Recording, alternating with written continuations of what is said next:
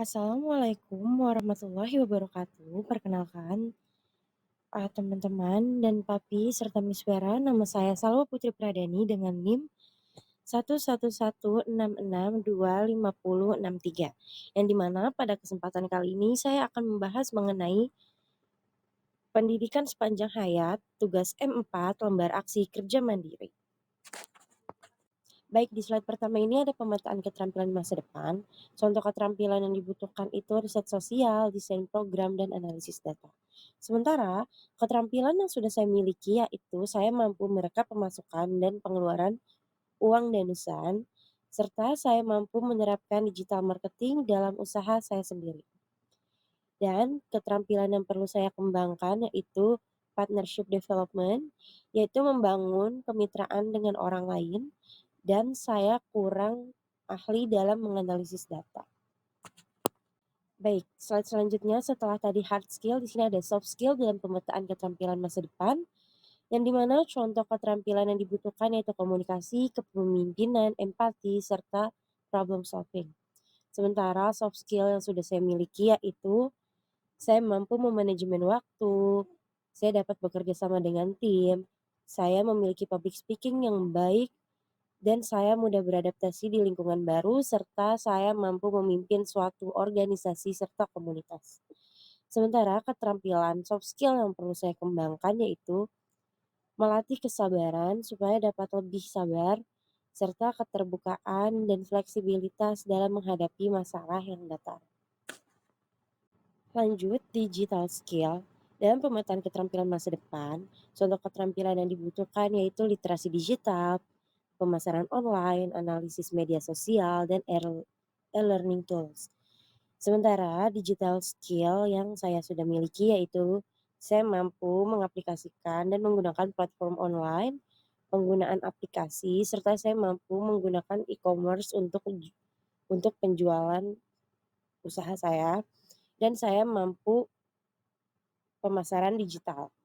Sementara keterampilan yang perlu saya kembangkan yaitu analisis data digital dan pembuatan konten digital karena saya kurang mahir dalam pembuatan dan pengeditan konten digital. Baik, untuk bagian B ada reskilling dan upskilling roadmap. Yang pertama itu tentunya hard skill. Hard skill yang perlu saya reskilling yaitu menganalisis data, penggunaan Excel, Word, spreadsheet untuk membuat laporan serta kegiatan dan lain-lain. Selanjutnya, hard skill yang perlu saya upskilling yaitu public speaking, penggunaan teknologi, pengembangan komunitas yang ada di masyarakat. Saya bisa mereskilling dan upskilling hard skill saya dengan cara mengikuti kursus-kursus dan pelatihan yang tersedia di online maupun offline. Oke, selanjutnya ada soft skill. Soft skill yang perlu saya reskilling adalah kecerdasan dalam mengelola emosi dikarenakan saya merupakan pribadi yang sedikit kurang sabar dan mudah emosian, maka dari itu saya perlu pelatihan untuk mengelola emosi saya menjadi lebih stabil dan lebih baik. Serta soft skill yang perlu saya upskilling yaitu komunikasi secara efektif, memimpin suatu komunitas atau kelompok, serta kemampuan beradaptasi dengan lingkungan baru, dan manajemen waktu. Saya bisa merescaling dan upskilling soft skill saya dengan cara mengikuti workshop dan sosialisasi mengenai kecerdasan dan pengelolaan emosi. Baik, yang terakhir di sini ada digital skill dalam reskilling dan upskilling roadmap. Digital skill yang perlu saya reskilling tentunya pembuatan dan pengeditan konten digital yang menggunakan aplikasi seperti CapCut dan lain-lain.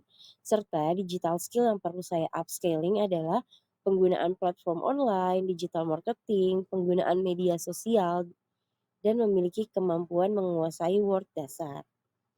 Saya bisa mereskilling dan upskilling digital skill yang saya miliki dengan cara saya mengikuti pelatihan dan kelas terkait konten dan digital skill. Selanjutnya ada mengapa keterampilan itu penting untuk fasilitator masyarakat. Jadi keterampilan yang saya ambil sebagai fasilitator masyarakat tentunya sangat penting karena ada beberapa alasan. Dengan menjadi fasil masyarakat, kita dapat meningkatkan partisipasi yang ada di masyarakat. karena kita dapat membantu dalam bidang pembangunan dan pengambilan keputusan. Dan kepentingan yang kedua itu karena kita dapat meningkatkan kualitas hidup masyarakat dikarenakan kita mengidentifikasi serta mengatasi masalah yang ada di lingkungan masyarakat tersebut. Serta yang terakhir dapat membangun kapasitas yang ada di masyarakat. Karena di sini itu kita dapat membantu masyarakat untuk mengambil keputusan dan mengelola kegiatan mereka secara mandiri. Baik, yang terakhir ada bagaimana pembelajaran sepanjang hayat bisa membantu saya menerapkannya. Yang pertama tentunya melalui PSH kita dapat meningkatkan keterampilan. Pembelajaran sepanjang hayat membantu kita meningkatkan keterampilan dan pengetahuan yang dibutuhkan untuk menjadi fasilitator masyarakat yang efektif.